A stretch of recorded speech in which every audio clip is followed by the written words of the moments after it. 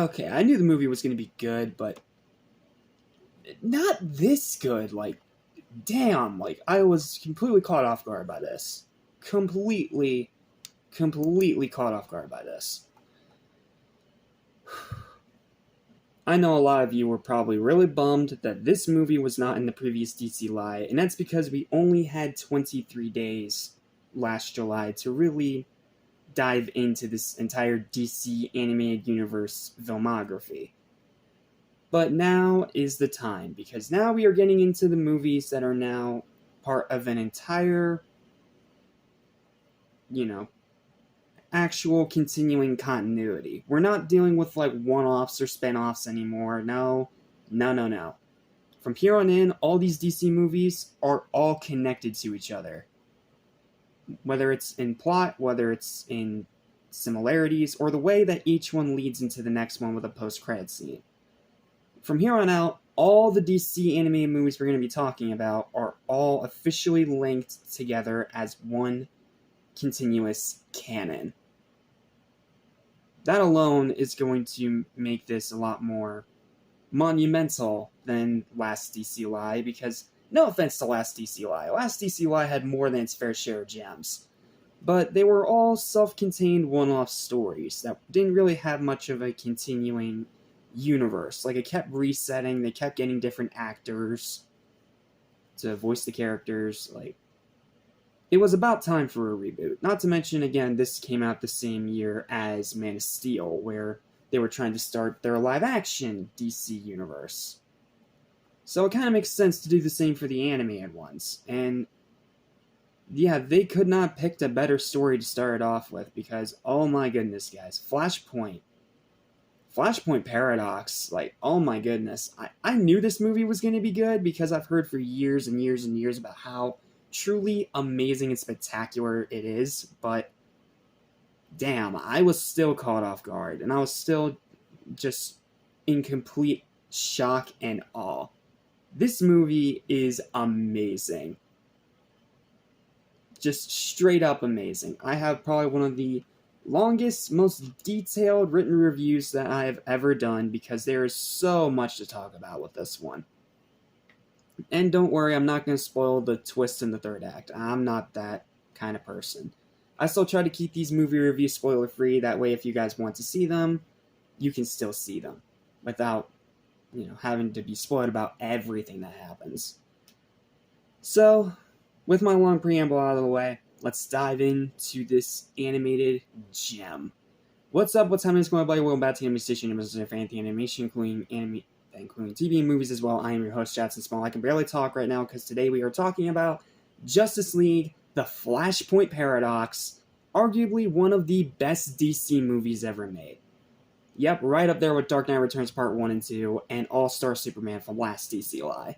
This is simply an outstanding, phenomenal, spectacular movie, and I am super excited to talk to you guys about it. So, I'm not going to waste any more time and let my written review do the rest of the talking for me. So, sit back, relax, and enjoy as I review probably one of the most anticipated installments of any DC Live.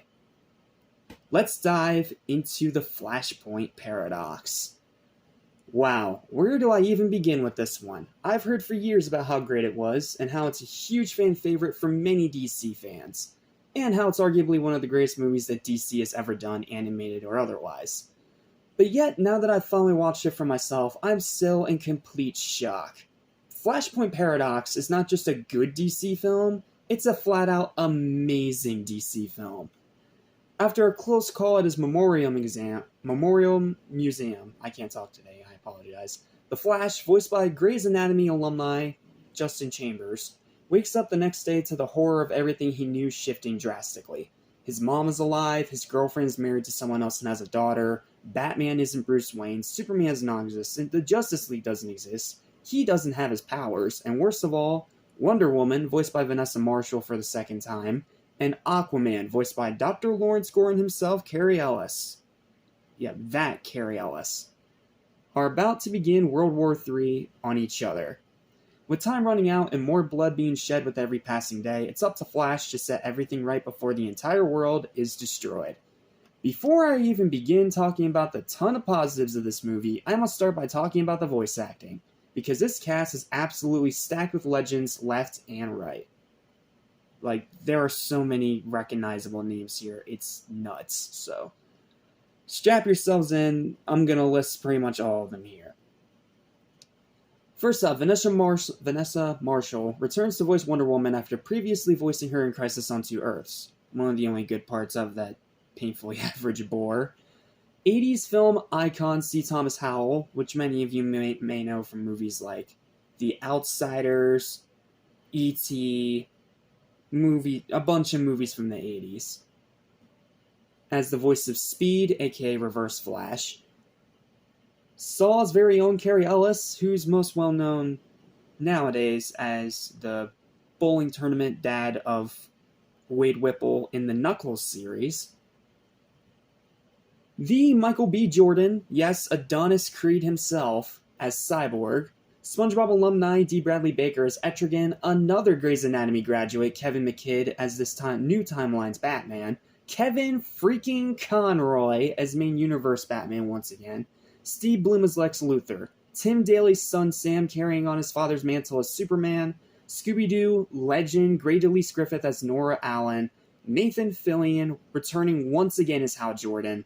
Jennifer Hale as Iris, Lex Lang, yes, Neo Cortex from Crash freaking Bandicoot, as Captain Atom, video game veteran Peter Jessup, best known as Wesker from Resident Evil, and Paladin Dance from Fallout 4 as Dr. Volko, Danny Huston as General Lane, Hellboy himself, Ron Perlman as Deathstroke, Kevin Michael Richardson as the President. It is insane the amount of talent that's in this movie. And the insanity doesn't even end there, as all of them deliver incredible performances and not a single person phones it in.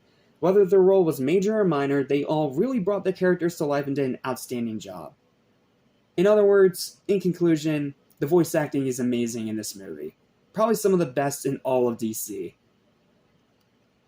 Then there's the writing and storytelling, which are both absolutely top-notch. Adapting a huge comic event like Flashpoint into a single 65-minute movie was always going to be a challenge. Not to mention having it beginning an official in-universe canon for later animated films to build off of on top of that, but leave to Jeff Johns, returning from Superman Unbound, and Andy Kubert to save the day. The writing is adult, dark, gritty, and painstakingly loyal to its source material.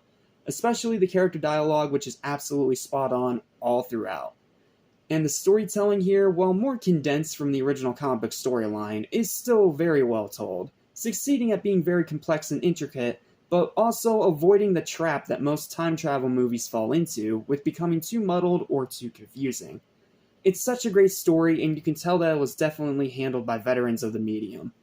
Then there's the rest of the mountain load of positives. Good animation, great runtime that doesn't overstay its welcome, superb pacing that doesn't rush anything, brutal action that really pushes the boundaries of the PG-13 rating. Like, this movie is like the violence of Superman Unbound times 10. It's crazy violent. A ton of vicious bloody deaths that will leave you in shock, an insane final battle, amazing character development, ridiculously high rewatchability, and pretty much perfectly adapts the source material into a feature-length format almost flawlessly. Honestly, my only gripe with this one is that I wish it was just a tad bit longer, so the ending had a little bit more time to truly emphasize the impact it had on the other characters, besides just Flash and Batman. But if I'm asking for it to be longer, then you know you've done something right. And one other thing I will point out about this movie, it's another mixed aspect that kind of carries over from Superman Unbound. It is the art style they chose for the animation. Most of the time it looks really good, but in some certain spots, specifically with a couple character models like main universe Superman, for example, it looks a little bit off. Like, not to the point of ruining your experience, but to the point of leaving you a little bit confused. But it's mainly just in the beginning portion at the museum. Aside from that, most of the animation in this movie is amazing. So, what else is there to really say here? Flashpoint Paradox is an absolutely outstanding animated movie that's just as great as you've heard. Intense, dark, violent, bloody, action-heavy, adult, excellently written, and amazingly voiced Flashpoint Paradox is a very strong start to this new conjoined canon and an all-around electrifying experience that the rancid live-action Flash movie could never dream of being. Yes, I'm throwing shade at it, and no, I don't regret it. So, that's going to bring me down now to the final verdict for the Flashpoint Paradox. It's a bit difficult to rate. I was bouncing between an 8 and a 9. This movie's legit great, absolutely, but I had to really think about it between an 8 and a 9, because when you really stop and think about it, I mean, it is an adaptation of a storyline that already exists in the comics, just condensed into a 65-minute runtime. And, like I said, the art style, sometimes it doesn't quite work with some characters. But the more I thought about it, and the more that I reminisced on how amazing of a time I had watching it, yeah, I'm gonna give it that extra little bump. And heck, I'm not even a Flash fan, so that is definitely saying something. So, what's my final verdict for this movie? It's a 9 out of 10. It is so close to being a 10. If it wasn't for the art style making some characters look a bit off and the ending being just a little bit too quick for my liking, this would be a 10. It has 10 out of 10 potential, and I can definitely see a lot of DC fans giving this a 10 out of 10. But as it is for me, it is a very high 9 out of 10. One of DC's biggest achievements and easily the best Flash movie ever made. Cannot recommend it highly enough. That pretty much sums it all up right there. It is an incredible movie that does a great job adapting the source material into a 65-minute runtime and condensing the storyline from several issues into just one movie very successfully. Then you add on top of that the great animation, the fantastic storytelling, the excellent writing, and especially that insane voice cast. You have a masterpiece, plain and simple.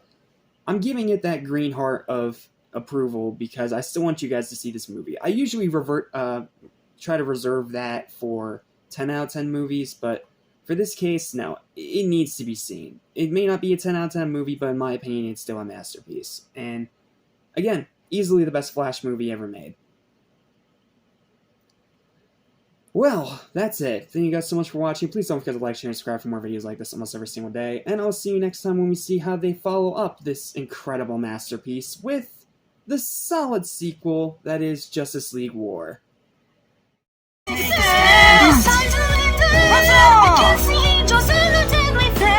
cannot take it anymore. The time has come.